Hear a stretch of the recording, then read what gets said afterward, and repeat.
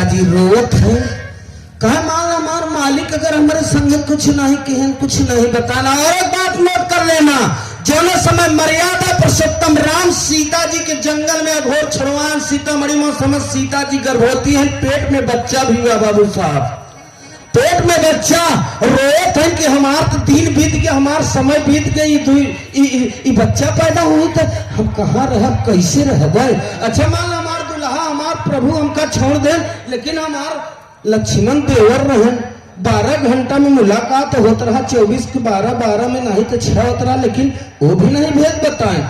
इतनी बात कह सीता जी गंगा के किनारे चली जाते हैं। वाल्मीकि महाराज एक छोटी सी कुटिया लगाए के और अपन पोथी पत्रा खोल के प्रवचन अपन कहत हैं, वह सुनता आज रहे मुनि ज्ञानी,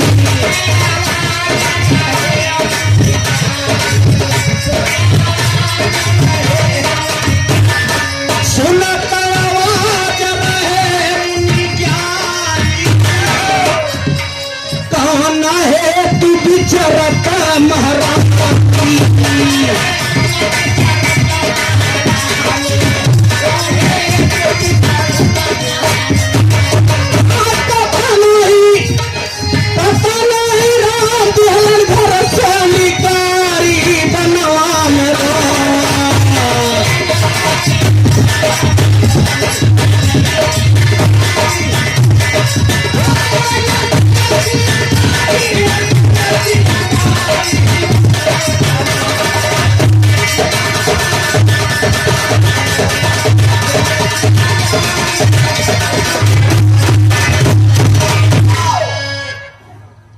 सेवा में श्रीमान आपके बीच में बड़का भैया ब्रिजलाल यादव हंसराजपुर की धरती से।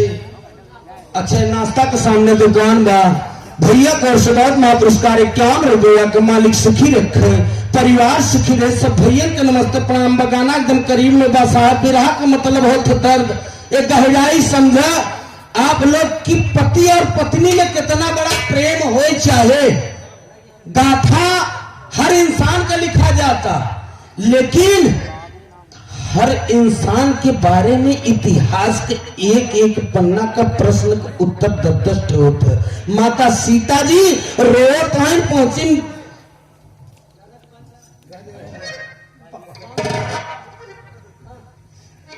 हम क्या खाए ले पानो नहीं दूध लागत हो। सीता जी जब वाल्मीकि महाराज के पास पहुंची तो वाल्मीकि महाराज कहाँ कस बेटा क्या रो रही हो, क्या बात है। माता सीता जी रोए के कहे मुनि महाराज हम राजा जनक के लड़की, हमारे अयोध्या राजा दशरथ के लड़का राम से शादी में रहा, 14 साल वनवास के बाद अयोध्या आए, पता नहीं कहे अपने घरे से निकाल दे। वाल्मीकि महाराज कहे बिटिया जो हुआ सो अच्छा है, जो होने वाला है वो भी अच्छा है, और रहा यही हमारे कुटी को बनवा खा 2 रोटी हम के खिया। सेवा में श्रीमान बाबू राम पधारत यादव और शानपुर संगापुरा से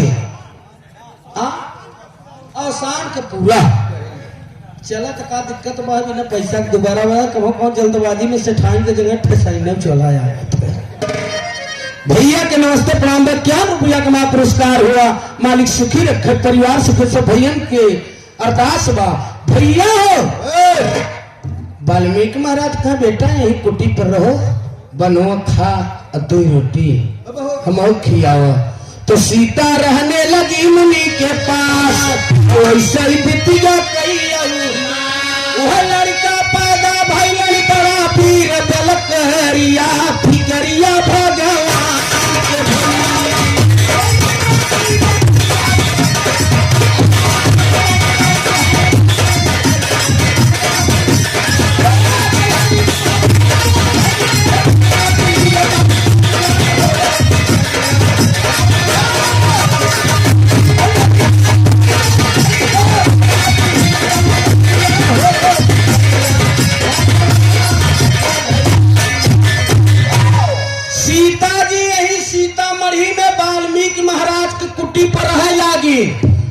गते समय बीतत 2 लड़का पैदा भइल। बड़े वाले लड़का का नाम लव पड़ा, छोटे वाले लड़का का नाम तमाम लोग बतान कहा लव पेटे से भान कुसकुसा से भान। कहा कैसे? कहा एक दिना सीता जी जात रहे पानी भरे और वाल्मीकि महाराज अपने कुटी पर अपने विद्या में लीन रहे। माता सीता जी कहा महाराज हमारा बच्चवा देखत रह जाई हम तनी पानी लेता है। महाराज हर विद्या में ध्यान रहा है और सीता जी जाए लगे फिर लौट कर सोचिन की जंगल झाड़ी एरिया है। अब कहो हमारे बच्चा कोनो जानवर उठाए ले जाए का करना विश्वास कर कि सीता जी अपन बच्चा लेके गए पानी भरे। मुनि महाराज के जब ध्यान खोला देखें बच्चा नहीं बा तो वह कमंडल में कुसा बोर के छिड़ी धन बच्चा पैदा हो गया। हमारे यहाँ आज का कमंडल में बोर के बच्चा पैदा करत है।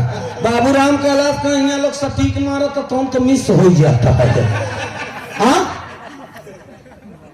कैसे कमंडल में आप लिखे है दास देखा पर डिस्कशन न करे, जो सच्चाई बात वही बता रहा है।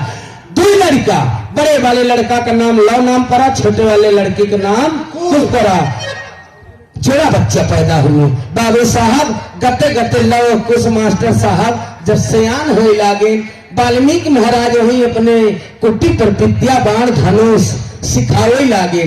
और हर अयोध्या में मेरे दोस्त चर्चा होता है और हर विद्यामान धनुष सिखाओ फिर कभी के लेखा के पड़ा का वह लव कुशलवाना भैया के मुनि विद्या खूब सिखाए थे। राम चांदी से दी गई घोड़ा के छुड़वाए थे। सारे नगर में घोड़ा टहरा जोड़ी नहीं हटाए थे। मुनिया सब में घोड़ा पहुंचा लो कुछ भाई बंधवाए।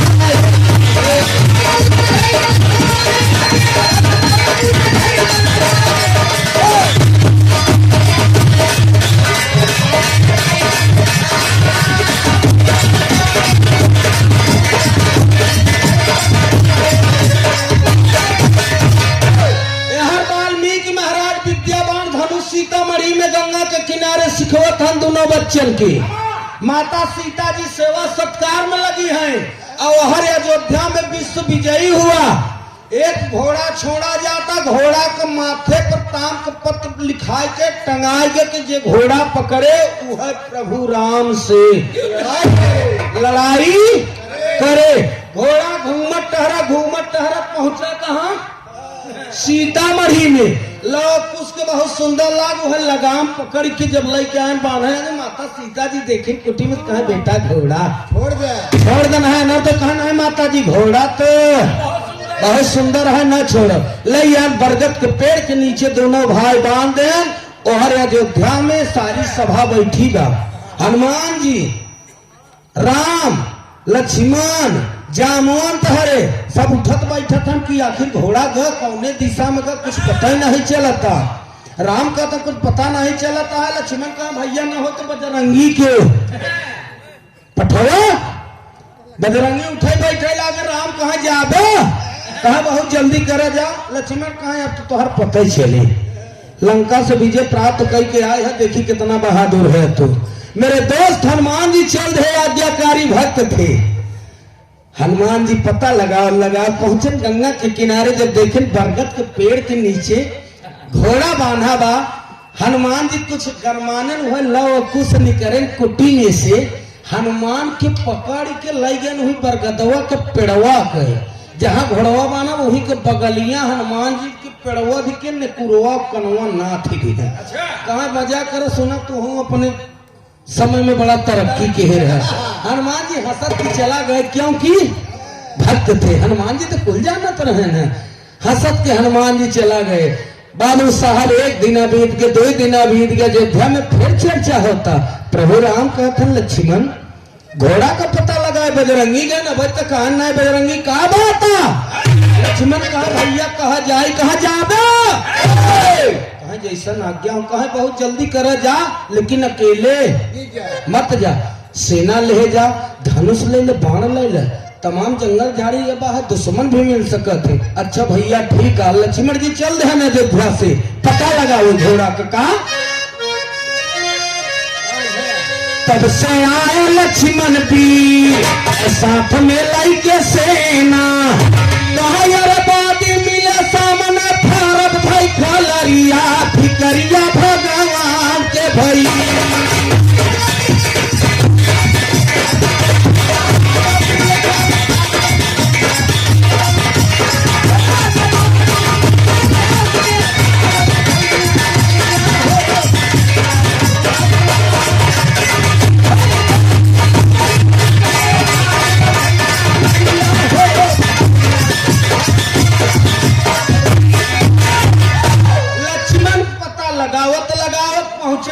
गंगा के किनारे जब देखें घोड़ा बांधा तो कुछ कम गरमाने, जब देखें बगलिया हनुमान जी के थे और गरम भन की। अरे यह गंगा के किनारे जंगलवा में हमारे बजरंगी के बांधे जे करे माथे हम पचे। लंका पूरा तहस नहस हो गया। लंका से विजय प्राप्त करके रावण के मार के हम पचे आवत गए अयोध्या ते हमारे बजरंगी के बाद लव कुछ दोनों जने कुटी में माता जी के पास भोजन करत रहे। लव कुछ कथन माता जी लागत दुश्मन आई गए वह बोला था। माता सीता जी कहे बेटा हरकत रहे पहले की घोड़ा जिन मान कहे ना मां दुश्मन बोलत है आज्ञा द हमें। मेरे दोस्त लक्ष्मण को बोली सुन के माता सीता जी के दोनों भाई लव कुछ चरण छिप मां आशीर्वाद पहले दुश्मन से हम तत्काल लड़ब कि दुश्मन है कौन। कभी लिखा भाव आल्हा में मास्टर साहब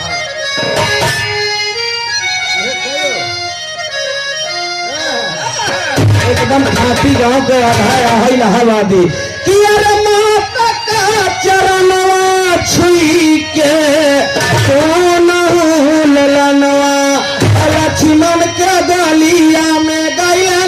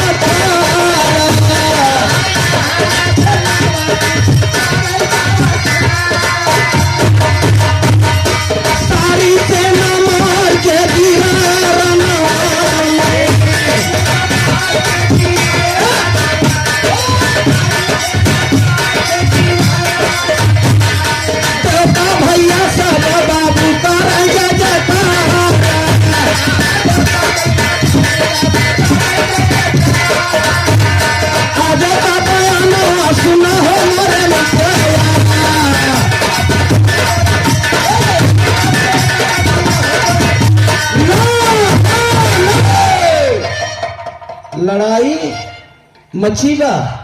गंगा के किनारे एक कहती लव और कुश और एक तरफ लक्ष्मण सारी सेना। यहाँ तक बताओ तो कि सारी सेना के धराशाही दोनों बच्चा कह दे और सीता जी रो तो है ना। अब और अयोध्या में राम सोचते कि घोड़ा का पता लगाए बजरंगी के बाद लक्ष्मण गण धनुष बाण सेना लेके कुछ पता नहीं है। बाबू साहब एक बात नोट कैले है विवाह के माध्यम से परिवार जब बिछुड़ जाता है तो गार्जियन को चैन कभी आता नहीं है। अब हाँ घरे में ठिकानो बात हो जाता तो गार्जियन देखा हमेशा घूमते टहरत रहता था, दिमाग नहीं काम का तो कुछ ऐसे टेंशन हो गया। मेरे दोस्त राम घूमत टहरत चैन नहीं आता है। घूमत घूमत राम अयोध्या छोड़ के चल दे पता लगाओ। पता लगाते लगाते कहाँ पहुंचत हैं यही सीतामढ़ी में गंगा के किनारे। जब देखा कहा ना एक कहती लव कुश और बजरंगी बांधा है सारी सेना सब धराशाही। राम स्वयं मर्यादा पुरुषोत्तम राम कहे बच्चा तोहार पचन के जीत हो गए हमार हार हो गए। लेकिन बेटा एक बात ही बताओ तू पचे केकर लड़का है तोहरे माई का नाम बा, तोहरे बाबू का नाम बा। वो दोनों भैया हंसने लागे,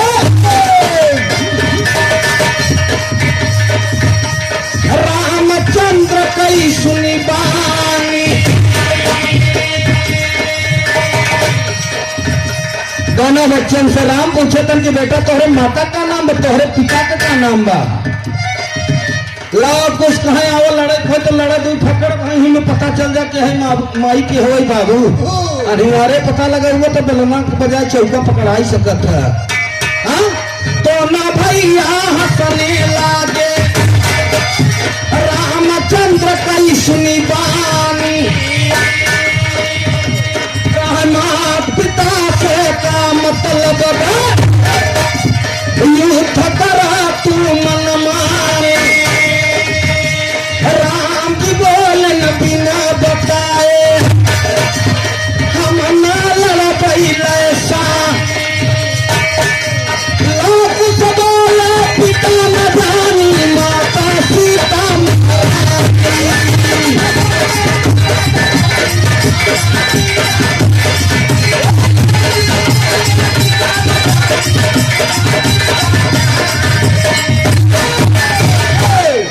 दोनों लड़कियां कहें माता के जानत है हमारे बंदेवी महारानी सीता महारानी, पिता की नहीं जाने। प्रभु राम दोनों बच्चन के गोद में उठाने के बाद पूछे लगे कि बच्चा तो माता जी है कहाँ? कहाँ हमारे माता जी? हमारे गुरु महाराज के कुटी पर। अच्छा गुरु महाराज कुटी कहाँ? सामने वहां दिखाता, वह सामने जो दिखाता वह छोटी सी कुटिया है, वो हमारे गुरु महाराज के कुटी हुई हमारे माता जी हैं। आगे आगे दोनों बच्चा लौकुश, पीछे पीछे राम बाबू साहब चल रहे गंगा के किनारे। और वहीं सीता जी कुटी में से नजर उठा के देखा था कि हमारा मालिक, हमारा प्रभु, हमारा भगवान, हमारा दुल्हा आओ थे। बाबू साहब जब नजर देखी उठा के राम के अपने शकल देखत हैं आवत हैं, यही धरती माँ से सीता जी अर्ज करते। आखिरी लाइन बिरहा में कहना बा,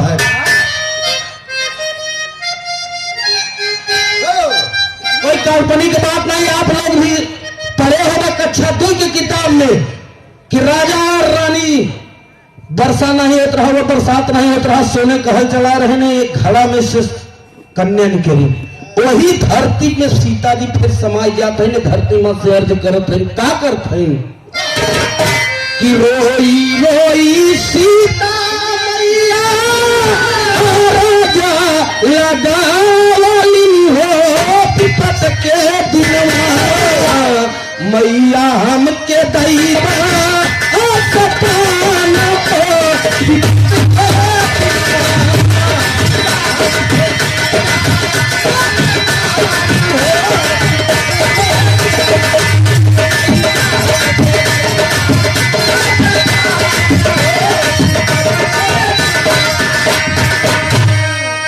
गौर करेंगे बाबू जी। बाबू राम कैलाश कह रहे हैं कि औरत के मेरे 4 होत है, जो करे में हरारू नहीं ले रात माटी के दीवार तो होत है। हल्के में मत ले, मशीन में बहुत कम होत है। यहाँ तक सोच आप लोग गौर करेंगे, यहाँ तक पता चलता जब समय सीता जी रोत रही, पेड़ और पत्ती उत्ती अपने आप गिरत रहा।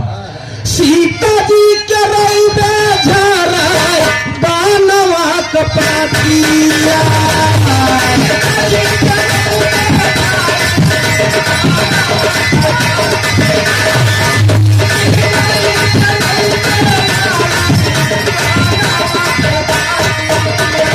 तीनवा पपीत जा बीतना रहती।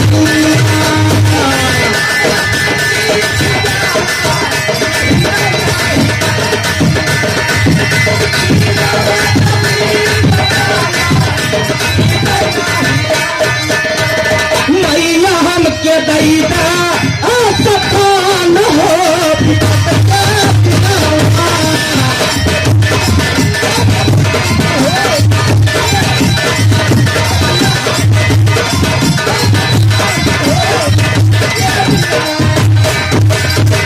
बाबू साहब एकदम करीब में आ गए राम।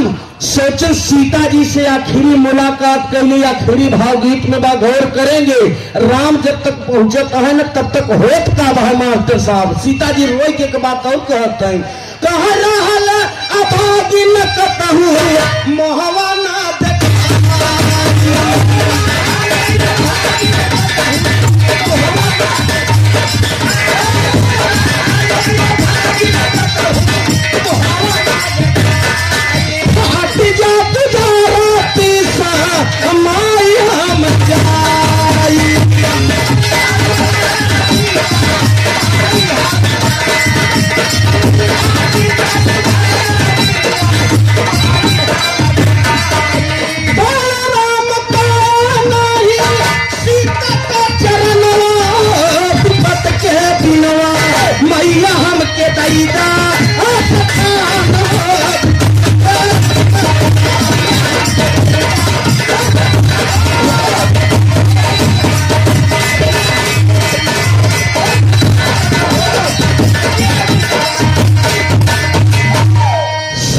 बड़का भैया वही समय माँ सीता जी अपने धरती माँ से अर्ज की कि माँ जैसे हमके पैदा किए हो वैसे ही अपने गोदी में बैठाए।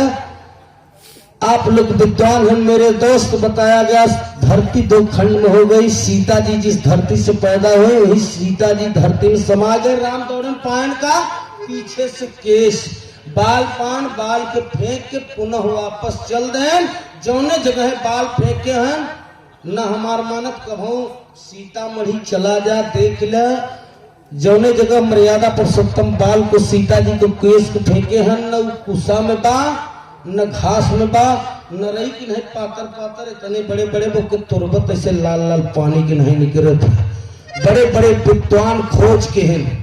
यहाँ तक कि एक सीतामढ़ी बिठूर के पास कानपुर में बताएं वो भी गलत बताएं। एक सीतामढ़ी जिला या बिहार में हो खोज के नोवेल की गांव से पता चला मटरा बारीपुर रामनगर बनकट कि आंख पैदा अशिला सीता समाहित स्थल यही है।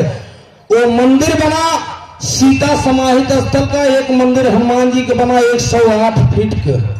कितने का 108 फीट का हनुमान जी के मंदिर बना। उत्तर मध्य क्षेत्र सांस्कृतिक केंद्र के भगवान शंकर वाई चांसलर थे, हेड डायरेक्टर। हमसे कहा प्रेमचंद आपके यहाँ से सीतामढ़ी कितना परत? हम कहा साहब हमार तो इलाहाबाद जिला में बडरैया है 3 किलोमीटर परे। तो कहा हम तो घूमने के लिए आना चाहते हैं। कहा साहेब आवत कहा संडे के दिन आए गई तो वार के परिवार सहित। कहा साहेब आऊ आन घुमावा टहरावा सब दिखावा खा। जब हनुमान जी के देखें कहा बहुत बड़े लंबे हैं। हम कहा साहब उत्तर प्रदेश के पहला स्थान इनकर है। एक मतलब हम कहा 108 फीट के हैं। तो साहब कहा कुछ प्रसादी और शादी लेके चढ़ाई नहीं। हम कहा हाँ साहब ले ले। तो गान दुकान पर तो हमसे कहा ये पौवा बतासा ले ले। तो हम कुछ बोलबो इनकी कहा कुछ बता नहीं रहे हैं आप। हम काम का शरीर देख के काम करबे पौवा बतासा ले ले तो कहाँ जनाए। तो कहा खाई का हम कहा जब जाना था न खाई तब कहे चढ़ावा नहीं जाते। खाए वाला तो गेटवा का कहता है बाबू दे अबे हनुमान जी नहीं चढ़ता से खिसिन पूरी परा होने टका। खाए वाले हमारे यहाँ कभो नहीं कहते।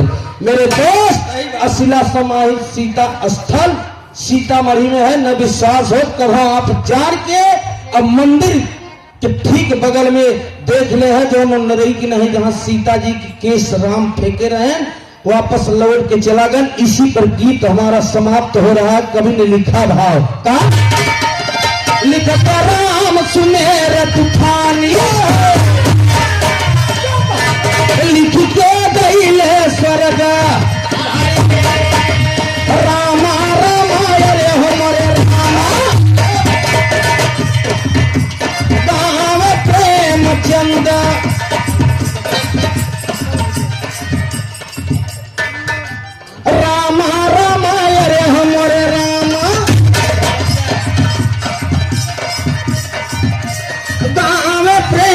चंदा सतगुरु का परारिया हो